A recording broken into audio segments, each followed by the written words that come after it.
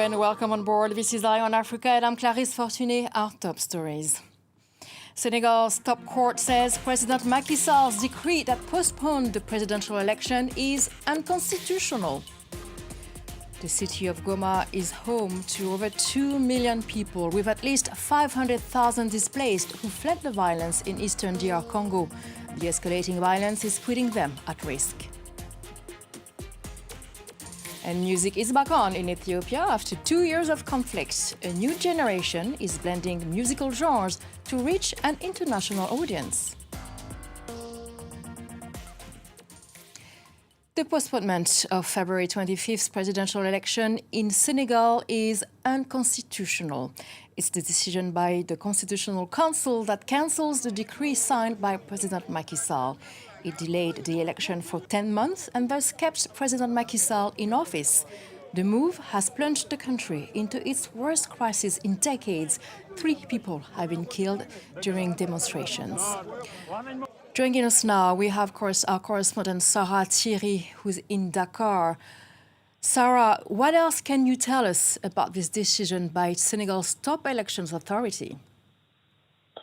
Yes, so as you just mentioned, the Constitutional Council says that Macky Sall's decree is contradicting the Constitution, and the same goes for the decision that had been taken in Parliament to postpone the elections.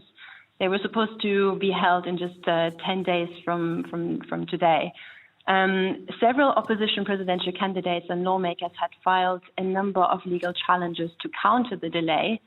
And that includes Macky Sall's extended mandate, which some critics said would be an institutional coup. So what does this mean? The role of the Constitutional Council is very important. It's the guardian of the Constitution, and it's also acting as a referee in the electoral process in Senegal. So it decides, for example, which candidate can stand and which can't, for example. So it's very important. And this decision, this announcement could really make things difficult for Macky Sall and his government. And we'll have to see what happens next. But we might see a dispute about the validity of this argument from both sides. The government may argue that the National Assembly and the president's decision will take precedence, and the Constitutional Council will argue otherwise. But either way, this is a very significant development, and we'll see what happens next, probably tomorrow. Yes, significant development indeed. Also, some political opponents have been released tonight. Mm-hmm. Yeah, exactly. We don't really know how many political opponents, but it seems like there are some very significant figures that are on the list, such as Mr.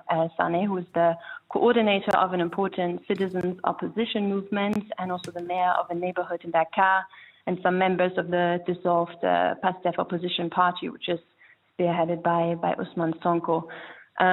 It's important to remind the viewers that Senegal has really been arresting several hundreds of opposition figures. Some rights groups even argue that it's been around 1,000 people in recent years. And now you could see it in two sides. This could either be a sign that Senegal is listening to international pressure, such as from France, from the US, or the United Nations, and also from the really strong criticism that has come from human rights groups such as Amnesty International, who've been really concerned. But at the same time, it could also be a political gesture, a move to calm the opposition slightly, to calm the situation down overall, and to show that the government would be open to dialogue. But again, we will see what happens next. Thank you very much, Sarah Thierry from Dakar. She's been following the latest development in Senegal. And against the backdrop of this political crisis, and after coup in Gabon and Niger, African leaders are together in Ethiopia's capital Addis Ababa on Saturday for the 37th African Union Summit. The AU has been criticized for its lack of response to conflict and political instability in the region. Lissel Lou Vaudran from International Crisis Group says the AU must speak out when elections lack credibility. Let's listen. So one thing we're saying in our report is when we see that there are governance challenges, that elections are not free and fair, the African Union should not just monitor bring out a report and in very diplomatic language so well, you know, there were logistical challenges. It should really speak out about fraudulent elections because we see that that is one of the causes of coup d'etats. We want to see the African Union playing a bigger role in peace, mediation, as I said. It has to, as an organization, really tackle dire conflicts where millions of people are displaced, such as in Sudan, in Ethiopia, in Somalia, as we said, the Central Sahel countries where we have jihadist threats and terrorism. The escalating violence in Eastern Democratic Republic of Congo is having a devastating impact on the lives of civilians. It has led to an influx of new displaced people fleeing towards the city of Goma, where they live in precarious conditions. Emmett Livingston is our correspondent in Goma. In Goma, in the east of the Democratic Republic of Congo, more and more people are arriving in displacement camps on the outskirts of the city. For the most part, they're fleeing heavy fighting between Congolese forces and the M23 rebel group near the town of Sake, which is about 25 kilometers from Goma.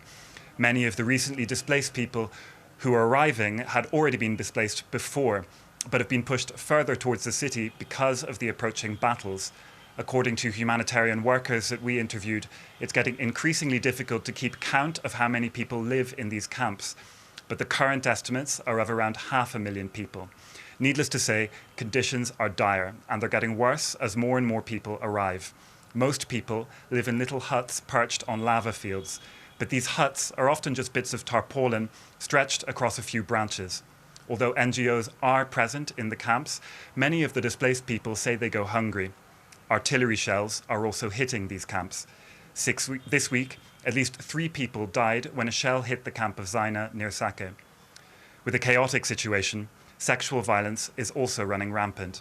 We spoke to a woman today who said that 2 men had raped her when she had left her displacement camp to gather wood. She said she now lives in fear. MSF, the NGO, says that it is registering 60 cases of sexual assault per day across 6 of the displacement sites around Goma. And meanwhile, 2 South African soldiers were killed in a mortar strike in the area. 3 more soldiers were wounded in the incident. The troops were part of a Southern African regional force helping DR Congo's military in its fight against M23 rebels. The deaths marks the first fatalities for South Africa since it began to deploy 2,900 soldiers in eastern DRC in mid-December.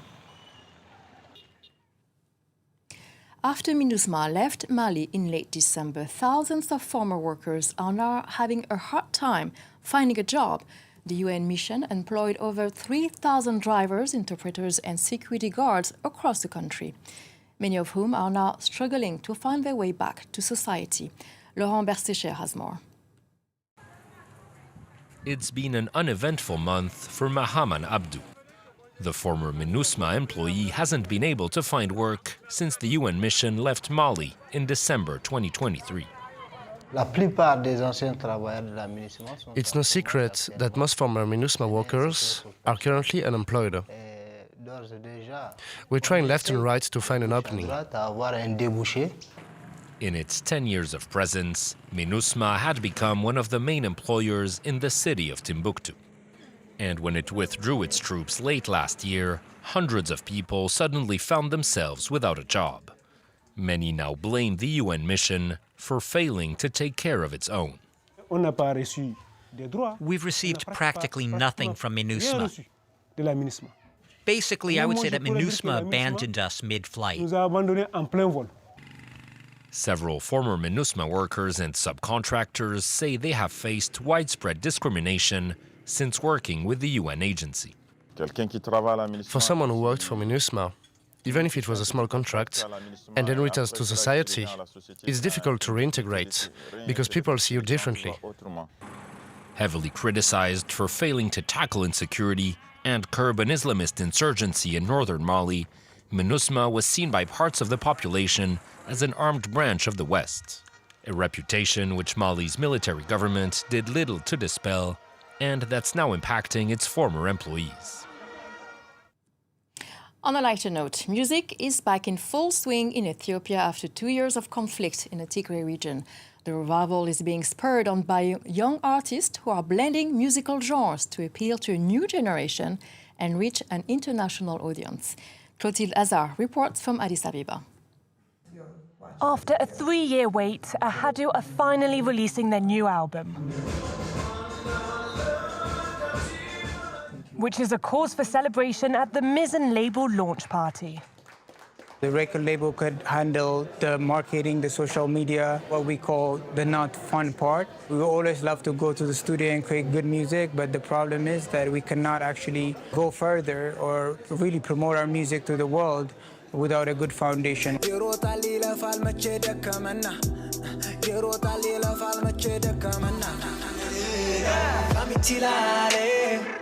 This new wave of artists is perpetuating Ethiopia's recipe for success by blending tribal sounds with Western music.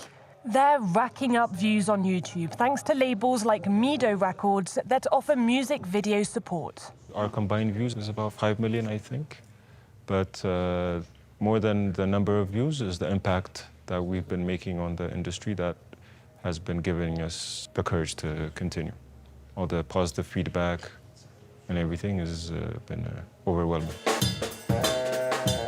Teferi Assefa was part of the golden age of Ethio jazz in the 90s, which blended Ethiopian pentatonic music and jazz. He began his career in the US. The reason I left Ethiopia was I couldn't find a drum teacher. We didn't have any jazz schools when I grew up here. But nowadays, we have around 3 different jazz schools in Ethiopia. We have the social media. They can learn from here. Back in Ethiopia, Teferi is staying true to his musical roots with the release of his new album, Origins.